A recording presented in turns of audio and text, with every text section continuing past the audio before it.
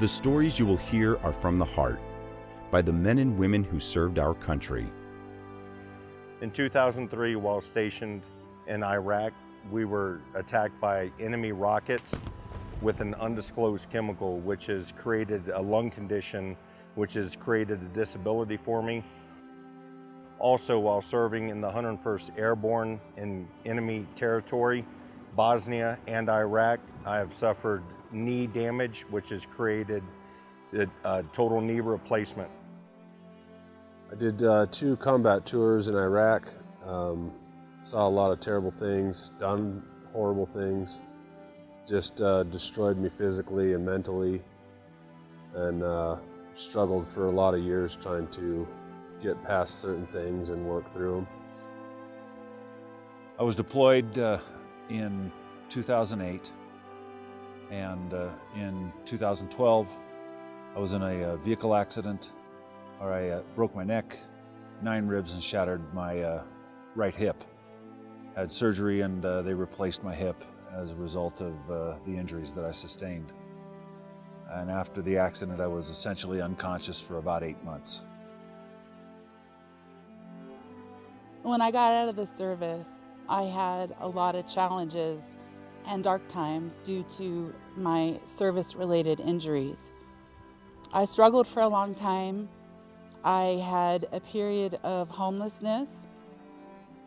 I went to Afghanistan in 2009, sustained multiple injuries, cognitive issues, crushed spine, tear in the hip,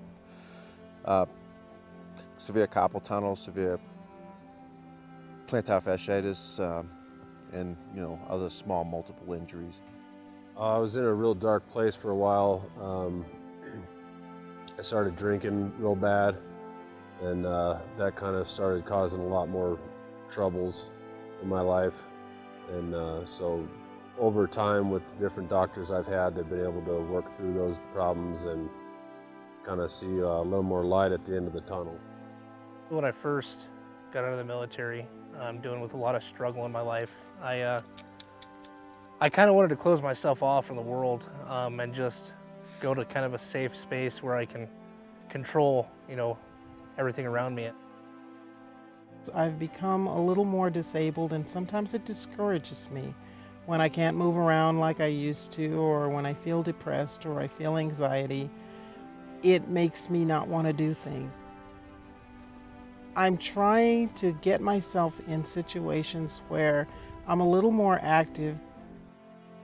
Coming out here was always quite a challenge to leave my house. In about 2013, I essentially confined myself to my house. Didn't really want to get out and go do anything. I felt a little insecure going outside and was essentially a prisoner of my own making. The life just had been sucked out of me.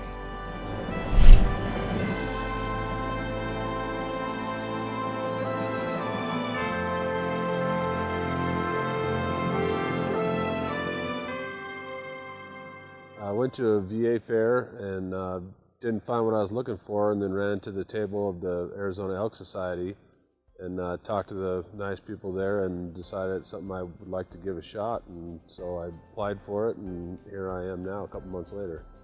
I get a phone call from Tom Wagner at Arizona Elk Society's Hunt for Heroes.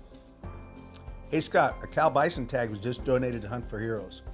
It's going to be a guided hunt. I think I know what your answer is going to be. Would you want to go on that? And I said, absolutely. It's very challenging to get out of the house to come to these things. Of course, you accept the invitation to come, and then you look and say, what did I do? But I put myself through college, and I began my slow climb out of a dark hole. It took a long time, and finally I got to a point where I started looking for others to help me. I wanted to see if there were opportunities. And I found Heroes Rising Outdoors.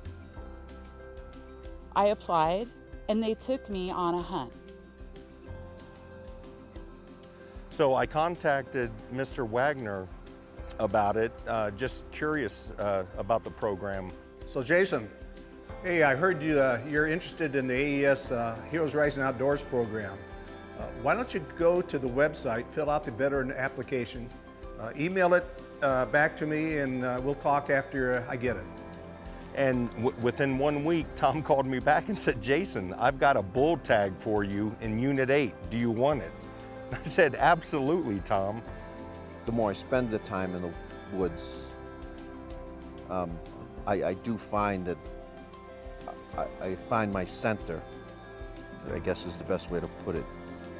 I've found a whole new world opened up to me. I kind of realized that, especially out here with these guys, it's comfortable, it's safe, it's a good place to be. Nobody asks too many questions, but if you're willing to share your story, they're willing to listen. Nobody here will put you in a spot that you don't feel comfortable, that you can't handle or manage.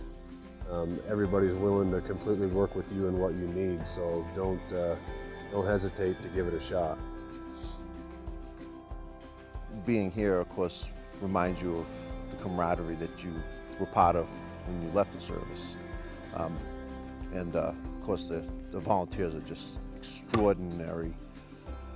It amazes me that they give so selflessly, on top of the donors that give the tags and the monies that sustain this program.